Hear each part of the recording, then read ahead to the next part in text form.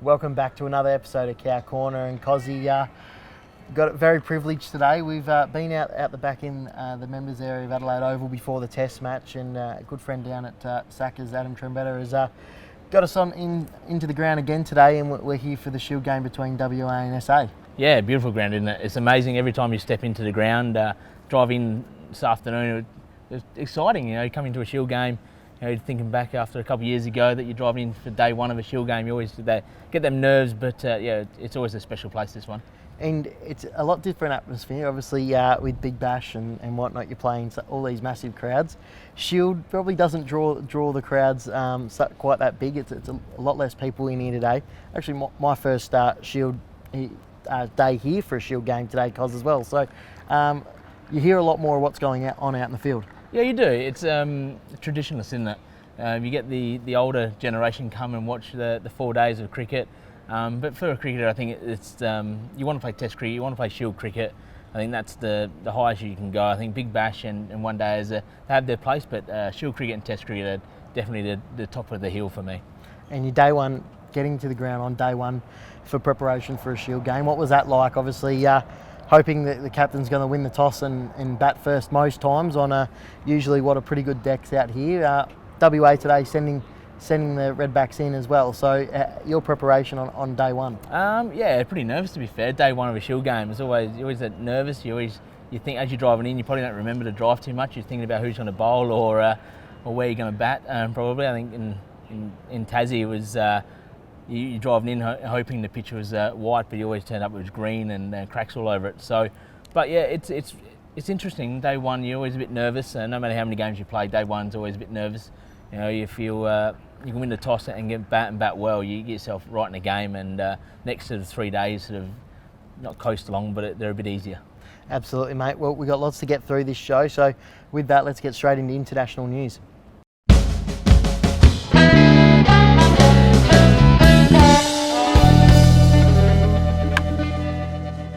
All right, we've got the international news brought to you by Millard Conveyancing, Cos, and as we said, there hasn't been, on last week's show, there hasn't been a whole lot going on in international world of cricket for Australia.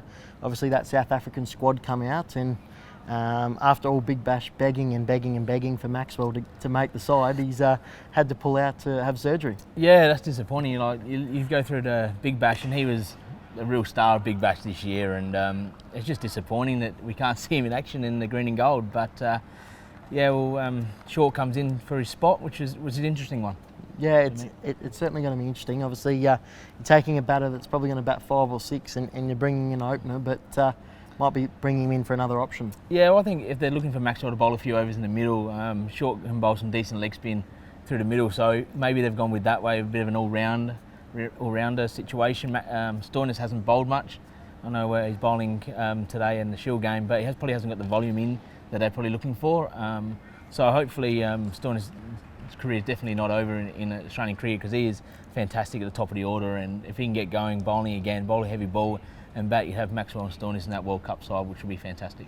Yeah, he can't be far off. Obviously, that coming back from that shoulder as well. So he's hopefully going to put in a big workload here this afternoon or through this game. None for. Well, we don't want him to take a wicket. Yeah, that's correct. But hopefully, he can just get the run in the legs as well. But with that as well, we obviously coming up on the 21st of Feb, we got the first game of the Women's World Cup as well, which is going to be very exciting. Yeah, it should be fantastic. Australia just won the tri-series against probably the two biggest threats, India and England. So they're in some really good form at the moment. Elise Perry and Elise Healy are fantastic cricketers, so hopefully they can get Australia over the line. Obviously, there's a lot of hard work to do before that, but yeah, I'd say Australia are pretty much favourites for that tournament being in Australia.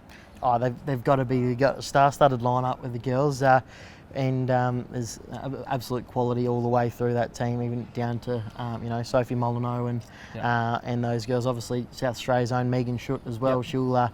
She'll get the new ball and take a few wickets. Maybe not so many slow balls this time. Well, we'll see how that goes. Happens. But no, she's fantastic. Big in-swing bowler, hits her some more often than not, so she'll play a big part as well. And we had the AB medal last week as well, and it's the night of the night. So obviously, owner of KOTNmedia, Travis Head, he's partner Jess, she was, I reckon she was organising her dress about 8 months ago for this event, and travelling interstate and all the rest of it. And so it's really a night for the girls to get dressed up, a bit like the Brownlow, but great to see Davey Warner and Elise Perry take out the top honours. Yeah, definitely. I think Davey's obviously had some tough times over the last sort of 2 years, but look, his form in Australia was fantastic. And everyone forgets about his World Cup form. I think he averaged 90 in the World Cup. You know, everyone talks about the Ashes. That's one series that he missed out on. But the World Cup, T20s, and then back in Australia, he dominated. So he's fully deserving of that medal, I think, personally. Yeah, he absolutely is. You look at the games as well, and Pat Cummins, obviously, one of the closest races they've had, and he's probably the most consistent player in the sense that I think there was something that I read when you look up the games, and a game that he took at Pfeiffer in, someone's hit 180. So he's probably lost a couple of votes there as well. But look, Davey, a lot of people are still bringing up that Ashes tour, and I know there was something from a couple of county clubs having a bit of dig over there. The English aren't going to let him forget that too quickly. No, it's interesting because no doubt if Davey put his hand up to play county cricket, there'd be Notch will definitely be up there trying to get him and a couple others. So look, you look at the Australian summer last summer, they were fantastic. They won the Ashes, they beat Pakistan at home. Like, they had a fantastic year. So like Pat Cummins, he is the most consistent, and it's fantastic to have him in our side. But I couldn't see a side without him at the moment. But their consistency has been fantastic, and he's led that. I think there's not many games he went none for, or he'd always pick up his 2 or 3 here and there and do his job. So, and obviously Steve Smith was fantastic as well. Yeah, absolutely. And we talked Davey, Smithy, obviously going back to South Africa for the first time since the incident. I think they're pretty well prepared for what they're going to cop, and I think they're ready for it. It's something that listening to Dave and Steve, that they love. They probably thrive off it a bit as well. But it's certainly going to be interesting to see what sort of reaction the South Africans give. Yeah, it's going to be interesting. It can't be any worse than English, can it? Really? But no, they'll be fine. I think they'll go back there. I think what I've took out of it, they're very strong characters, and they've put it behind them. They've come and dominated world cricket for the last 12 months. I have no doubt they'll go back there to South Africa and dominate and continue to dominate for Australia. No, absolutely, Cos. Well, let's talk a little bit more about this game and a bit of what's going on in the state side here at South Australia as well with state news.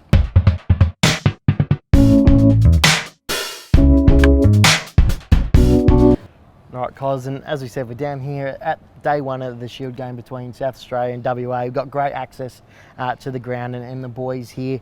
Got Harry Nilsson batting at the moment, who's a favourite of ours. He's just hit another boundary as well, which is excellent. So I think off Marcus Stoinis as well. So there's some quality cricket going on at the moment. Yeah, fantastic. I think WA is sitting second on the ladder. SA need another win, back-to-back wins will get them back into competition. So they've started reasonably well, getting sent in this morning. New Duke balls, overcast, so they've done well to get to where they're at. So hopefully this partnership can build a big one and end up at the end of the day somewhere 5 for 250, 260. Yeah, in playing Adelaide Oval, obviously played a lot of Shield games out here. What is the plan? What's the general plan when playing Adelaide Oval? Is there a score that you like to get to, or is it just batting at a period of time? You like to be around 300 at the end of the day. I know when we came here for Tassie, we always said give ourselves more time than to get in. Obviously coming from Tasmania, nipped around and did a bit nearly the whole game. We always said come here, it's flat, small boundaries, but give yourself that extra bit of time to get yourself in. So yeah, anywhere around 300, 280 to 300, you've had a decent day. You've got sort of 4 or 5 wickets in the shed still, so you'll be looking to push on, and if SA end up with sort of 450 first innings, it'll be a fantastic effort. Yeah, and we're hoping to get down here to watch Hetty hopefully ton up, and we're checking the scores as coming down, and I think it was 12:29 and he was in, and I looked again at 12:30 and was out right on the lunch break, which was a nightmare. But a 46 for him. Obviously he'll be disappointed that he hasn't gone on with it. Another good start, but probably just he's missed out a little bit there as well. Yeah, every time you get a 40 or a 30, you think you've missed out. He's obviously batting really well at the moment. But it is pressure. Over for lunch, over for tea, last over the day. There's a bit of pressure. Just got to get through these 6 balls. So unfortunately he nicked off right at the end, but look, he's in some really good form at the moment. So hopefully the second innings he can come and make a big one and really put WA under the pump. Yeah, I reckon he relishes the Duke ball as well with that tough swinging conditions, a little bit harder rock as well. Yeah. But with that as well, obviously we're here with the ones at the moment. But Jakey Lehman, he's off with the CA11 at the moment against England Lions. Yeah, so is young Pope as well. So they're down in Tassie playing England Lions. I think that game starts tomorrow. So yeah, it should be a really good test for the young kids down there. England Lions have got a decent side. So yeah, they've got some fantastic effort. And Jake would love some runs out there and to get his name back in the mix. Yeah, absolutely. And then we touch on, we get into our Futures League. They start next week as well. We might even try and get down there next week to cover a bit of that game. Yeah, definitely. I think they play Tasmania down at Glenelg Oval. So if you're down at Glenelg, get down. It's a lovely ground. And see some of the young SA kids going around and knocking the door down to try and get a spot in the first team. So yeah, there's some spots up for grabs, no doubt. No, absolutely. Well, it's fantastic to be down here. The boys are batting well, building a little bit of a partnership at the moment, Cos. So hopefully that can continue well into the tea break and into the last session as well. But we better get into some stuff I know you're very happy about at the moment, and that's with the grade cricket roundup. We got the grade cricket roundup, Cos, and I know you're very happy to see a few boys out here and a few boys playing cricket around the traps as well. Kenzie's last week against Northerns, we better touch on that first. Hit 302, 2 for 6 at the moment. I think the Jets, and you've just pushed yourself down again. Yeah, I slid down the order once again. So Mitch Thomas nicked off, and then we lost a night watchman, Cam Williams. So Bundy just couldn't quite get through. He had 2 balls to face, but. Yeah, 300 is sort of a pass score at Salisbury, flat ground, quick outfield. So we get ourselves in, we're a good show. Well, speaking of Bundy, he actually hasn't been out of footy training yet either, and he keeps saying he's coming out. I think he's got the coronavirus at the moment. He hasn't been out, he hasn't been to work either. So he's had 3 days in bed and hasn't been to training. So he could be the coronavirus. Well, it's going around, yeah, Cos. Correct. So you're in Parafield Gardens, you're in trouble. Yeah, stay away. But looking at some of the other games.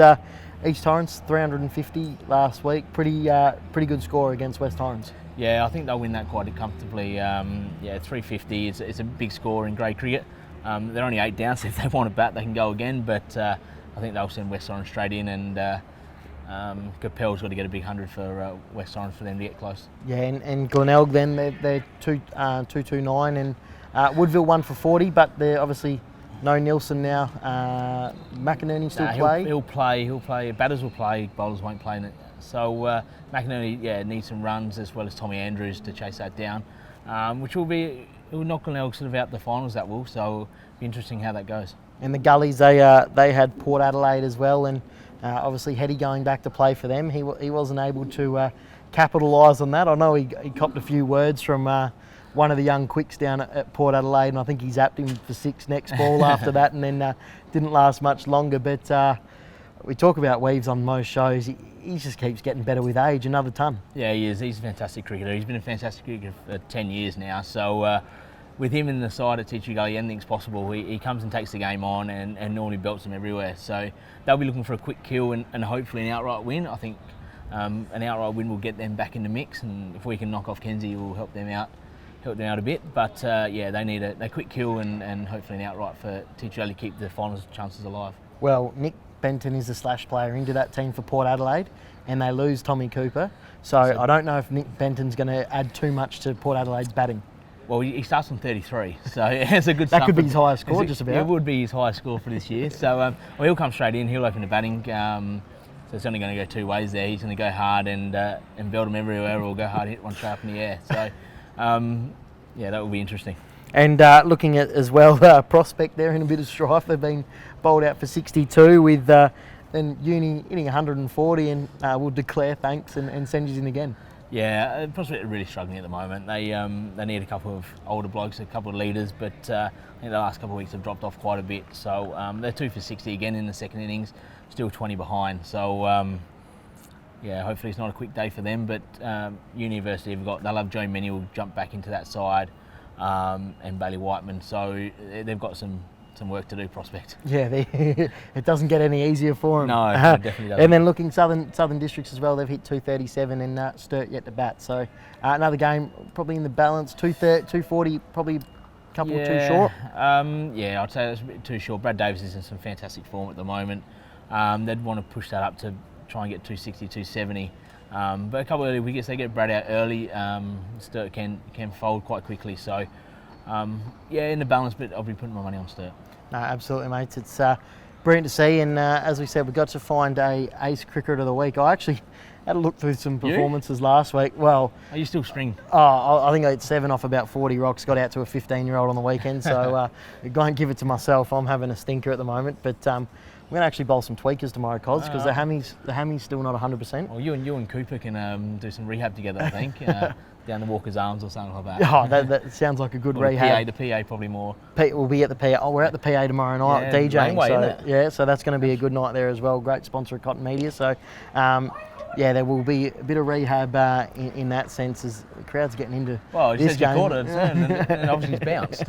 So, with that, Cos, as we said, we've got great access down here today. Fantastic. Brilliant day to be at the cricket, and a brilliant day and might sit up and watch the last session and enjoy the boys. Get to hopefully close to 300. Yeah, it'd be fantastic if these two keep going here. 5 for 170, so hope they can push on for 5 for 250, and they'll be right in the box seat. Absolutely. Good luck to everyone playing cricket this weekend. Until then, we'll see you next week.